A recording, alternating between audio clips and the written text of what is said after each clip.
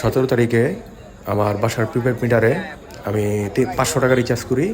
তো রিচার্জ করার পরে 21 তারিখ সকালে ঘুম থেকে উঠে শুনি যে কারেন্ট চলে গেছে। তো আমি নিচে মিটারে গিয়ে চেক করে দেখি যে মিটারে -150 টাকা উঠে আসছে। তার মানে 150 আর হলো 500, 650। তো 3 দিনে 650 টাকা মিটার থেকে নাই হয়ে গেছে। তো মানে এটা দেখে আসলে আমি অবাক হয়ে গেছি যে মানে প্রতিদিন প্রায় 220 টাকা করে টাকা কাটছে মিটারে। তো যাই হোক, পরবর্তীতে চেষ্টা করি যে বিকাশ থেকে নগদ থেকে রিচার্জ করা যায় কিনা। পরে তো দেখি যে ইন্টারনেট বন্ধ, বিকাশও প্রবলেম, এই কারণে রিচার্জও করতে পারতেছিলাম না। তো তারপরে কি করলাম, বিদ্যুৎ অফিসে গেলাম। বিদ্যুৎ অফিসে যাওয়ার পরে যে আপনি ভিডিওতে যেটা দেখতে পারতেছেন যে অবস্থা, তো এখানে গিয়ে এই ভিডিওটা করতেই আমার 6 মিনিটের উপরে লাগছে। তাহলে আপনি বোঝেন যে কত মানুষ। তো সকালে একবার বিদ্যুৎ অফিসে গিয়ে আমি এত ভিড় দেখে ফিরে আসি। তো তারপরে আবার আমি দুপুরের দিকে যাই। তো দুপুরের দিকে যাওয়ার পরে দেখি যে ভিড় ওরকমই, মানে কয়েক হাজার মানুষ। আর দেখতে পাচ্ছেন আপনি, আমি ভিডিও করতেছি, পুরো সিরিয়ালটা দেখেন, কত বড় সিরিয়াল দেখাচ্ছে এখানে। তো আমি এভাবে আর কি ভিডিও করতে থাকি। ভিডিও করার পরে 6 মিনিটের উপরে ভিডিও হয়। তারপরে এখানে মানে যতটুকু দেখলাম যে এই লাইনে দাঁড়িয়ে মোটামুটি 2 দিনও এত লোক মানে রিচার্জ করতে পারবে না। তো আমি পরে ওইখান থেকে প্রায় 1-1.5 ঘন্টার মতো আবার ছিলাম। থাকার পরে তারপরে দেখি যে সিরিয়াল এখনও একেবারে মেন রোড পর্যন্ত, অনেক বড় সিরিয়াল। তো শেষে আর রিচার্জ করতে পারলাম না এখান থেকে। আর দাঁড়ায় থাকতেও মানে ধৈর্যগুলো ছিল না।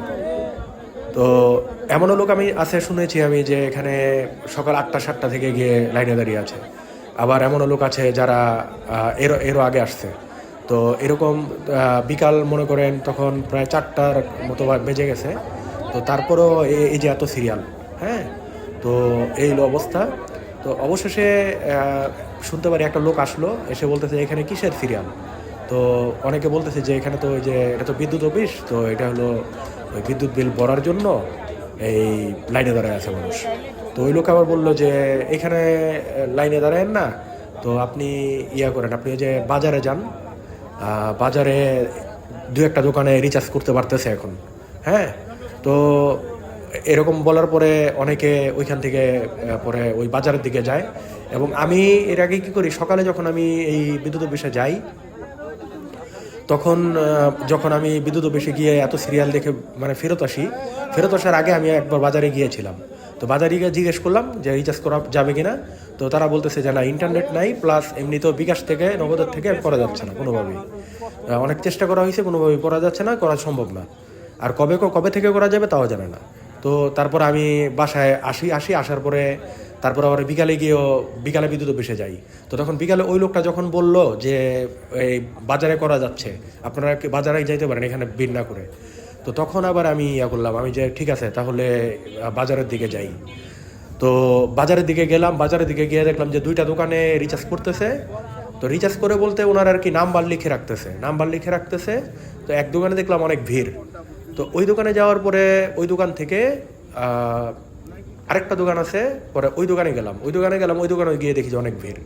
তো ভিড় মানে একজন নাম্বার লিখতেছে, একজন টাকা রিচার্জ করতেছে, আর একজন টাকা নিতেছে, মানে এভাবে আর কি করতেছে। তো আমিও কি করলাম, আমার ওই মিটার নাম্বার, মোবাইল নাম্বার এবং অ্যামাউন্ট আমি এটা একটা কাগজে লিখে নিয়ে গেছিলাম।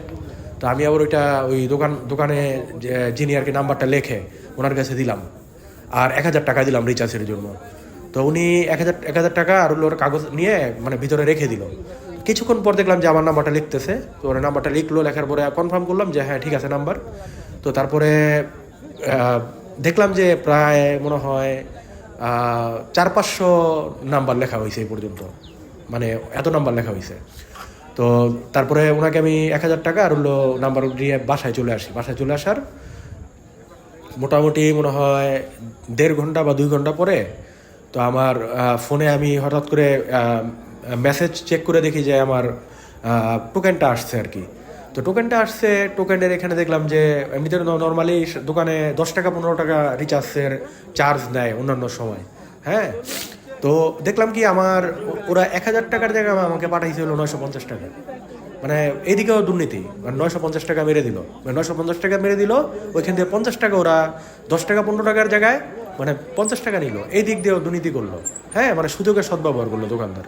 তো যাই হোক, তারপরে আমি পরে মিটারে গিয়ে টোকেনটা টিপার পরে দেখি টাকা আছে 753 টাকা না কত টাকা, 950 টাকা 903 টাকা না কয় টাকা যেন ওরা দিছিল, সেখান থেকে আছে হইলো মিটারে টোকেন টিপার পরে দেখি যে আছে 900 টাকা থেকে 900 মানে 3 টাকা ইয়ার পরে দেখি যে টোকেন টিপার পরে দেখি যে আছে হইলো আপনার